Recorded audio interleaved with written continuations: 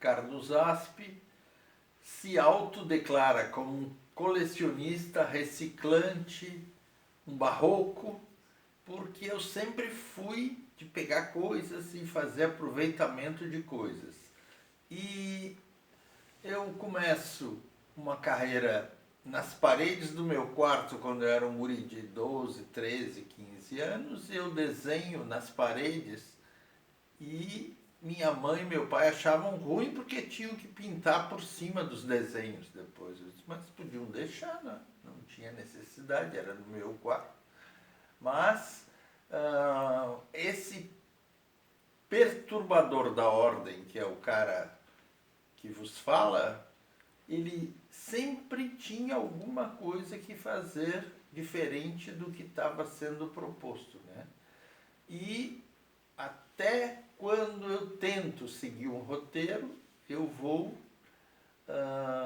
levando para Santa Catarina ideias, um seminário da visualidade que eu organizei quando o dinheiro da Funarte era para fazer um seminário da visualidade na região sul. Eu propus, porque o tempo e o dinheiro não cabiam mais, fazer reduzido só para Santa Catarina. E aí chamei um diretor do Museu do Rio Grande do Sul, outro do Paraná, que fizeram falas que enriqueceram esse seminário. Então eu tinha umas intenções de cursos, proposições e coisas assim, articulação, que era a minha função educativa, que eu nunca parei para pensar, mas agora quando eu vejo com o tempo todo, como eu sempre tive isso dentro do meu próprio fazer aqui em Santa Catarina, isso se consolidou praticamente. Quando eu participando do processo de seleção para o Jovem Arte Contemporânea, para o Salão, 10º Salão Nacional de Artes Plásticas da Funarte, eu pedi a Rilaus, vamos chamar. A Rilaus era o meu diretor do Museu de Arte, que eu era o cara do educação no museu. E ele,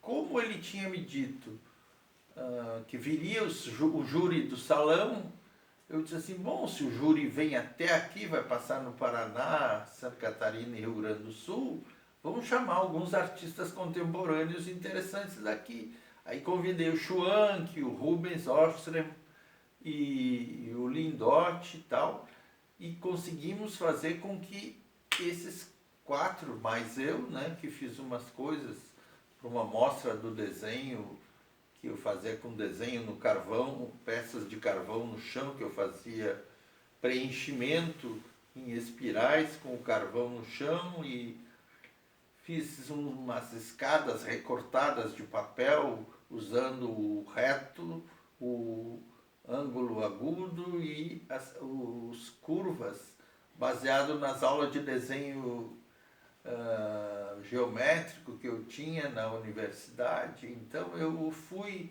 aproveitando sempre alguma coisa que onde eu passava me dava material, né, para fazer.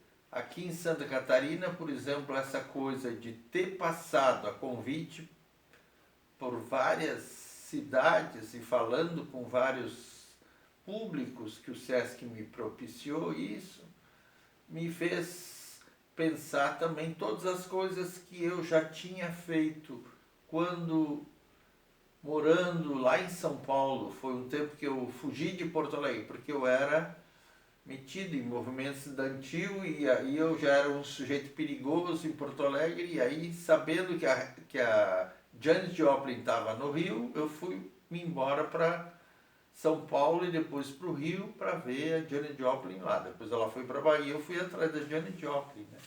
Então, eu sou um cara que não tem assim um roteiro muito organizado de vida, né?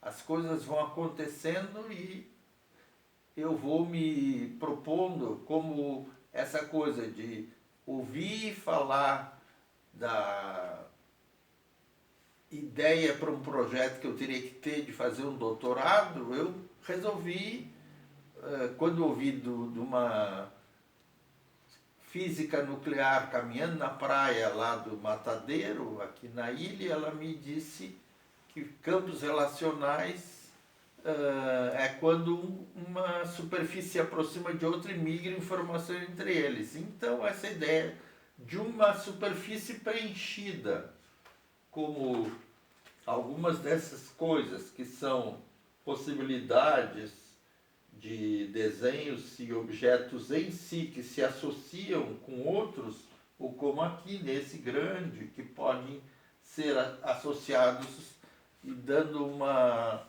construção livre, aberta para o propositor, que não seria eu só lanço as possibilidades e a pessoa faz construções a partir daquilo que ele vai se apropriando, né? Então, eu sempre fui um cara, como educador, como artista, eu fazia minhas viagens próprias. Como educador, eu propunha, como aqui, por exemplo, até num catálogo grande como esse que o Sesc fez, eu propunha coisas que se associavam e que o indivíduo que tomasse posse disso podia ter, por exemplo, vazando essas circunferências, ter umas superfícies que se podiam associar como essas coisas que eu vou sugerindo depois na fatura. Então eu misturo bastante isso de ser o produtor e o proponente de ações. As pessoas os alunos que já tiveram passado pelas minhas aulas na UDESC e tal, gostavam de saber que eu propunha para eles sempre um jogo, uma brincadeira de construir coisas. A gente fez uma construção lá num dos prédios da UDESC, que a gente botou um tempo feito com galhos de árvore que eu trazia para as aulas e os alunos mesmo construíam com aquilo, e ficou o tempo que ele aguentou lá, até que uma pessoa da UDESC resolveu da música que não queria mais. Mas o que eu vejo de proposição mais interessante é essa coisa que eu possa provocar nas pessoas. Eu tinha uma aluna que vinha, uma senhora de 60 e poucos anos, que nunca tinha podido estudar arte porque ela tinha que cuidar dos filhos, e o marido dela, com essa idade, ele começou a trazer ela para as minhas aulas lá na UDESC.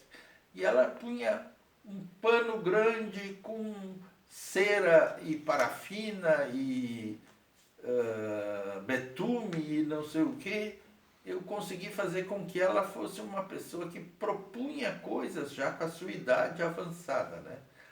Até que chega agora o tempo que a minha viagem pelo planeta Terra me dá 70 anos, e eu começo a ser lembrado pelas pessoas por onde eu passei. Por exemplo, o primeiro começou lá em 69, que a Pinacoteca Rubem Berta me convida em Porto Alegre para fazer uma exposição, de onde saem algumas gravações e a execução de um trabalho que era só um projeto dos Nervo Óptico, e ela vira uma construção, passagem da noite para o dia, de tecido e tal. Aí depois vem aqui em Santa Catarina o Museu de Arte propõe fazer uma exposição em homenagem aos meus 70 anos também, quando o ano que eu fiz realmente 70 anos, né?